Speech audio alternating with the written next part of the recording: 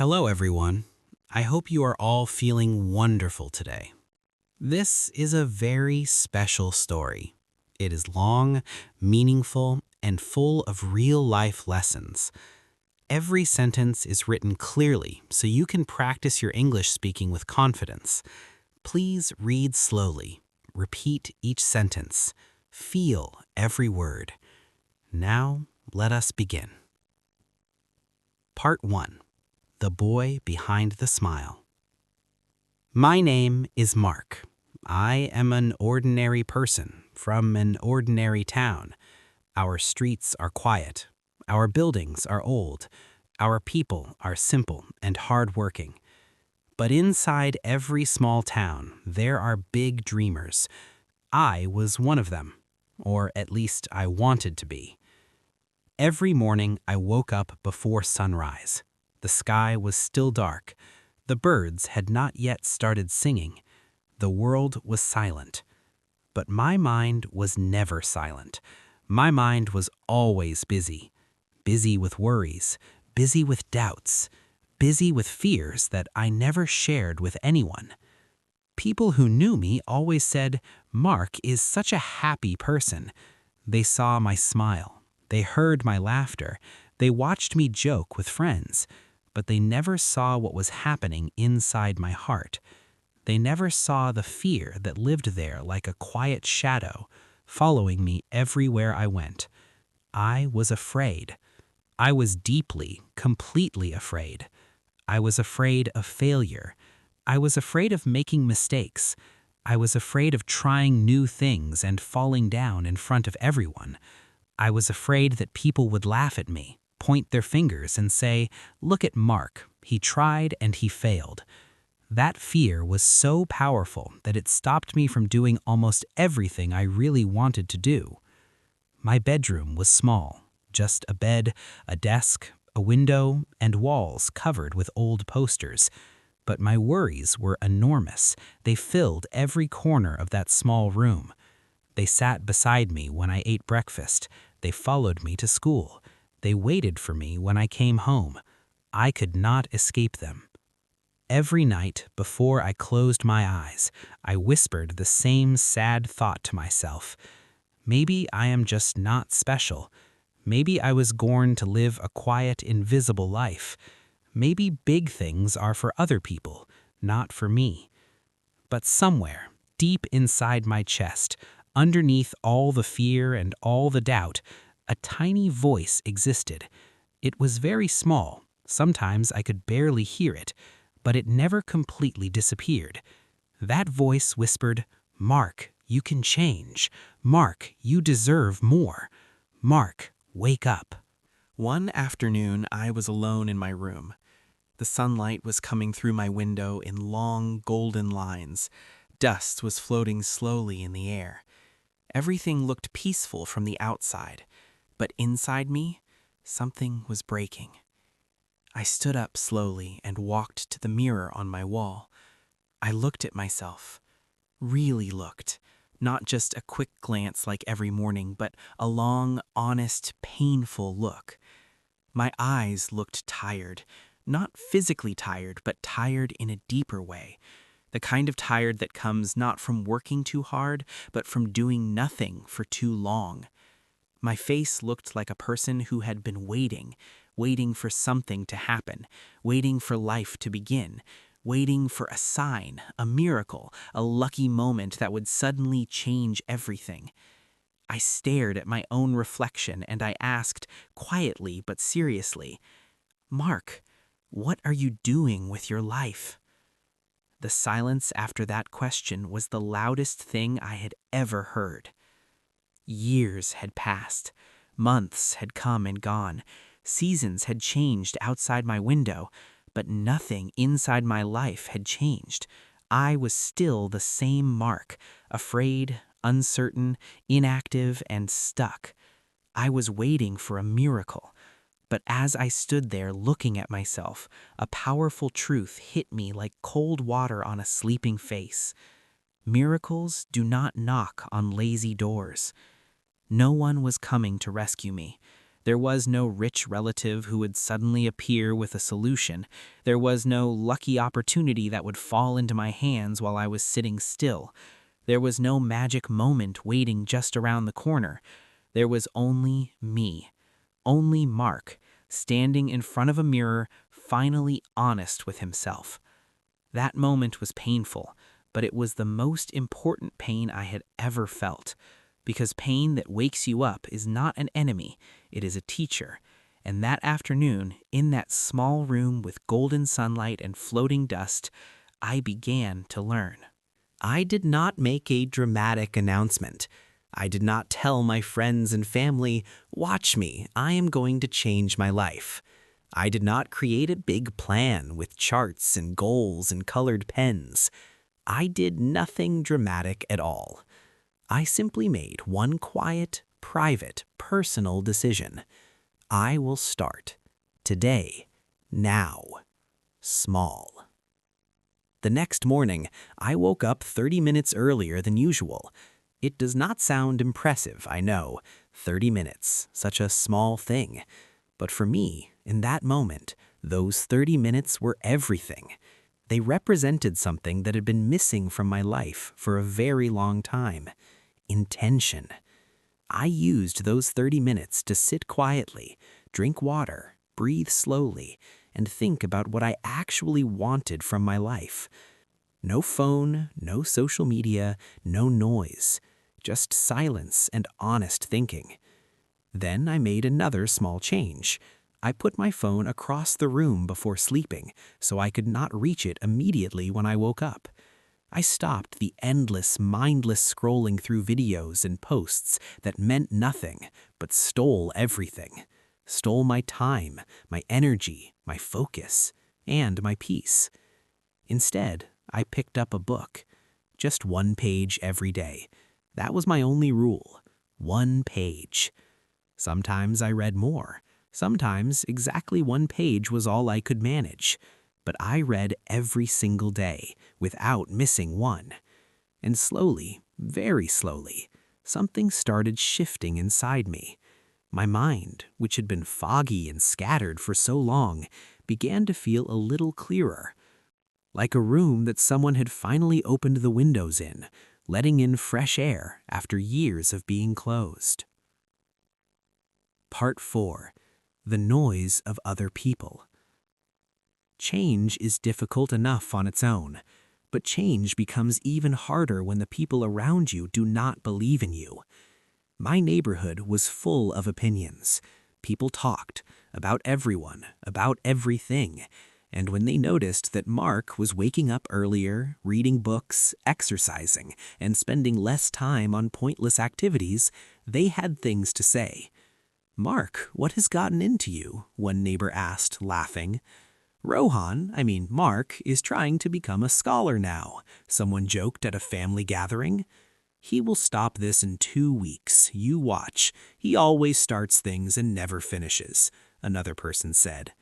Some people laughed directly at me. Some whispered when I walked by. Some gave me looks of doubt and amusement, as if my effort was entertainment for them. I want to be honest with you. It hurt. It hurt deeply. I am not made of stone. I have feelings.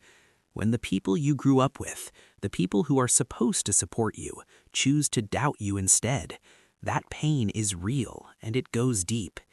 But this time was different.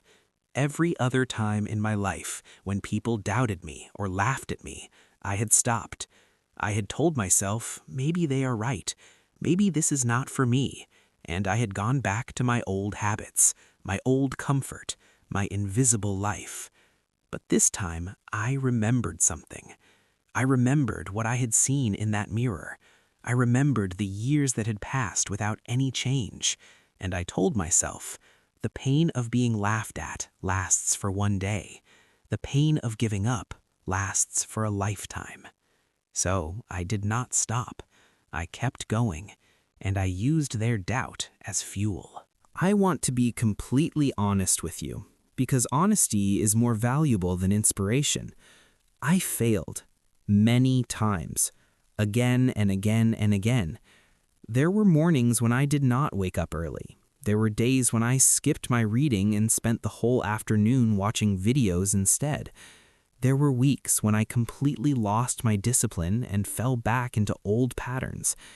There were nights when I felt so frustrated with myself that I sat on the floor of my room and stared at the ceiling and wondered if I was just fooling myself, if I was pretending to change without actually changing. I made mistakes. I chose wrong things. I wasted time. I got distracted. I lost focus. I lost motivation. I felt lonely and tired and confused. But here is what was different this time.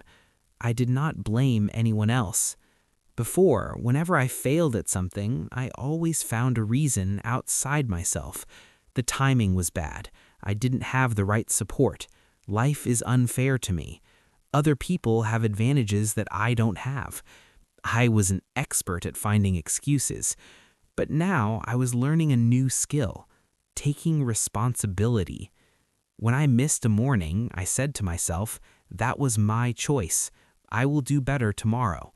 When I wasted a day, I said, that is done. It cannot be changed, but tomorrow is new. When I failed at something I had tried, I said, what can I learn from this? Not why did this happen to me, but what can I learn? That single change in thinking, from blame to responsibility, from victim to student, was one of the most powerful transformations in my entire journey. I started to understand something important. Failure is not the opposite of growth. Failure is part of growth. A tree does not grow straight without bending in the wind first. A muscle does not get stronger without the pain of being pushed.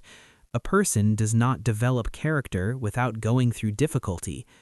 Growth is painful, but regret, the regret of never trying, the regret of choosing comfort over courage, that is far more painful, and it lasts much, much longer. Slowly, day by day, something remarkable was happening. My small daily actions were adding up. I began exercising in the mornings, not in a gym, not with expensive equipment, just simple movements in my small room or on the street outside my house. My body started feeling more alive. My energy increased. My sleep improved. My mind felt sharper and more focused than it had in years. I began paying close attention to the people I spent my time with, not in a cold or judgmental way, but in an honest way. I realized that some conversations were filling me with energy and ideas, while others were draining me of both. I started spending more time with people who talked about possibilities, goals, books, and growth, and less time with people who only complained, gossiped, and told me why nothing was possible. I began writing.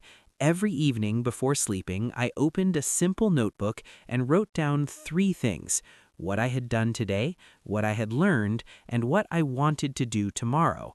This simple habit gave my days a sense of direction and meaning that they had never had before.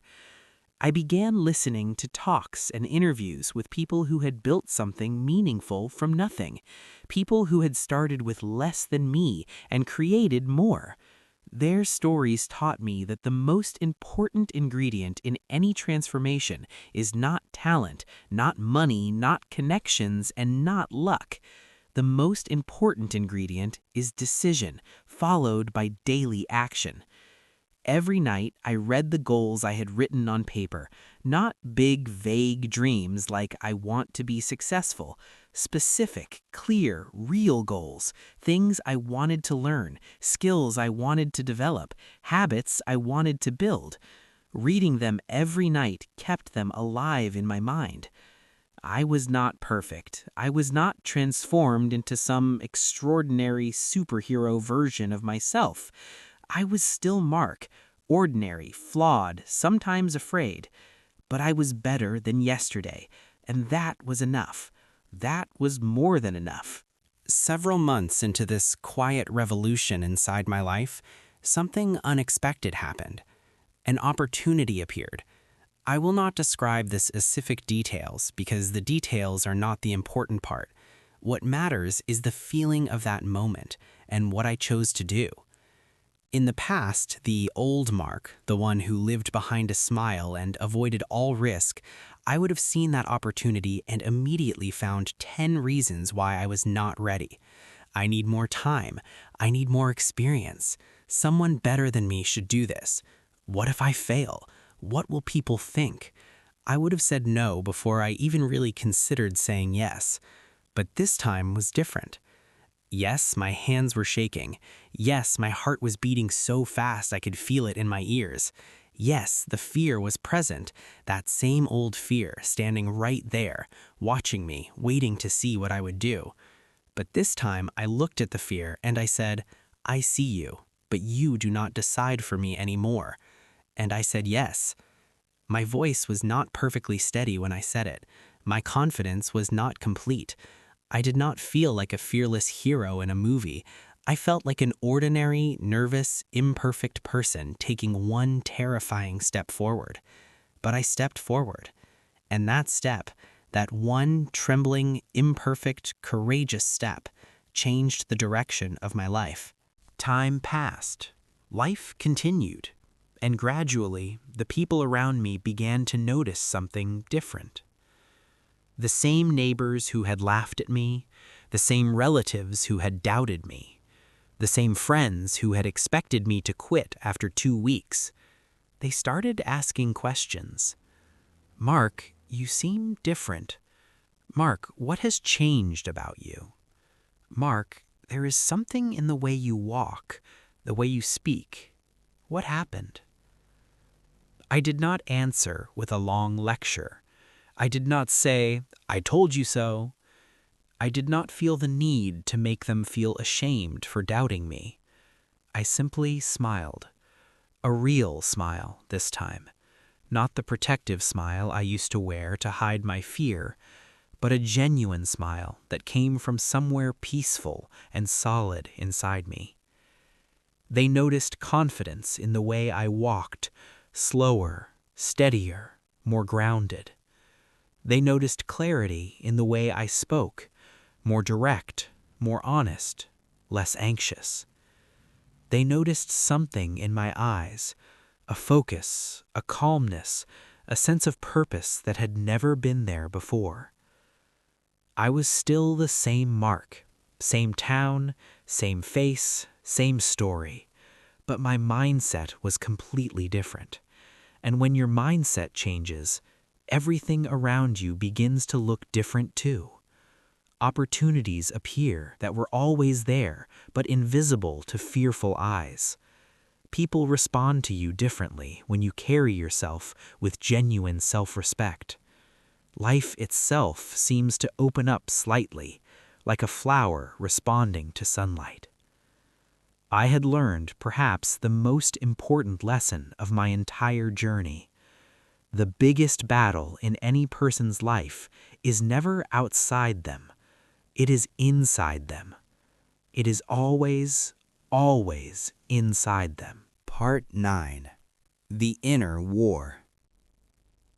Even after visible progress, even after outer confidence and new opportunities, the inner battle continued. Do not let anyone tell you otherwise. Negative thoughts are stubborn. They do not disappear completely just because you have grown stronger. They return. They whisper. They look for weak moments, moments when you were tired, when you were lonely, when you have failed at something, when the future feels uncertain. My negative thoughts said, you are not good enough. They said, you got lucky, it will not last. They said, others have more talent, more intelligence, more advantages than you. They said, why do you think you are special? But now I had answers. When the voice said, you are not good enough, I replied, I am learning. Learning is enough. When it said, you got lucky, I replied, I worked. I showed up every day. That is not luck. When it said, others have more than you, I replied, I am not competing with others. I am competing with the person I was yesterday. When it said, "Why do you think you are special?" I replied, "I do not need to be special. I need to be consistent." The voice of fear did not disappear overnight, but it became quieter. And my own voice, the voice of belief, the voice of evidence, the voice of a person who had actually done hard things and survived, that voice became louder. That was my real victory. Not external achievements, not the opinions of other people, but the fact that I was winning my inner war. Slowly, imperfectly, inconsistently, but genuinely winning. Something interesting happened as I continued to grow. I began wanting to share my story. Not to show off, not to perform, not to pretend that I had all the answers or that my life was now perfect, but because I had started to see something around me that broke my heart a little. I saw people who reminded me of the old Mark, people who were clearly intelligent, clearly capable, clearly full of potential, but paralyzed by the same fears that had once paralyzed me. People who were waiting for permission, waiting for perfect conditions, waiting for someone to believe in them before they could believe in themselves. I began talking honestly about my story, not a polished motivational speech version, but the real version, with all the embarrassing details, the mirror moment, the fear, the failures, the nights when I wanted to quit, the mornings I did not wake up on time, the people who laughed at me, the times I laughed at myself. And something powerful happened when I shared these honest, imperfect details. People leaned in. Their eyes changed. I could see recognition in their faces, the recognition of someone who is hearing their own story told out loud for the first time. Many people came to me afterward and said, "I thought I was the only one who felt this way." Many said, "I thought something was wrong with me." Many said, "I didn't know it was possible to change if you came from where I came from." And I told them what I had learned. I told them there is no secret, there is no magic formula, there is no special ingredient that some people have and others don't. There is only this: decision, discipline, daily small action, patience, honesty, responsibility, and time. Change does not require money.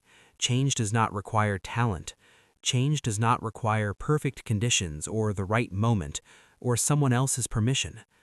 Change requires only one thing: a decision. And a decision requires only one thing: courage. Part 11. Looking back, moving forward. Sometimes, in the evenings, I sit quietly alone. The town outside is calm, the sky is soft and full of stars, and I let myself remember. I remember the boy I used to be, the one who woke up afraid every morning, the one who looked in the mirror and saw only tiredness and confusion, the one who believed that big things were for other people and that he was born to be invisible. I remember every embarrassing failure. I remember every night of private, silent tears. I remember every moment of doubt, every morning of heaviness, every day that felt like a door that would never open. And when I remember all of that, I feel something unexpected. I feel proud. Not in an arrogant way, proud in a quiet, deep, personal way. Proud of that broken version of Mark, the frightened, confused, struggling version, because that person did not give up. That person, on one ordinary afternoon with golden sunlight in a small room, decided to stand up, and kept deciding to stand up, again and again, even when it was hard, even when it was lonely, even when no one was watching and no one was clapping. My life today is not perfect. Let me say that clearly. I still have problems. I still face difficulties. I still have days when I feel uncertain and days when I make mistakes. Life does not become problem-free just because you grow stronger. Problems do not disappear, but your relationship with problems changes completely. I no longer run from my problems. I face them. Not fearlessly. I still feel fear, but with a steadiness that was not there before, with the knowledge that I have handled hard things before and I can handle hard things again. I believe in myself now, not because I have become perfect, but because I have become someone who keeps going. If you are reading this right now, or practicing it, speaking it, repeating it sentence by sentence to improve your English, I want you to hear something. I was not special. I was not talented in any extraordinary way. I was not born with advantages. I did not have a perfect family, a perfect education, or perfect conditions. I was simply a person who got tired of fear, tired of waiting, tired of watching other people move forward while I stood still. That tiredness became my turning point. The day you get tired of excuses, that is the day your life begins to change. Maybe you are waiting right now, waiting for the perfect moment, waiting until you feel ready, waiting until conditions are better, until you have more money, more time, more confidence, more support. But here is a truth that I wish someone had told me years earlier. The perfect moment never comes. It does not exist. Conditions are never perfect. You will never feel completely ready. Your life will change the moment you decide, the moment you look at yourself honestly and say, starting today, I will do one small thing differently. That moment can be tomorrow morning. That moment can be this evening. That moment can be right now as you finish reading these words. Every sunrise is a new beginning. Every single day carries within it the possibility of a different life. You are not your past.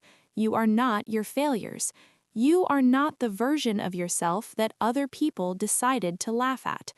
You are a person who is reading these words, a person who is practicing, a person who is learning, growing, improving, one sentence at a time, one day at a time, one brave decision at a time. I am not lucky. I am disciplined. I am not special. I am consistent. I am not finished.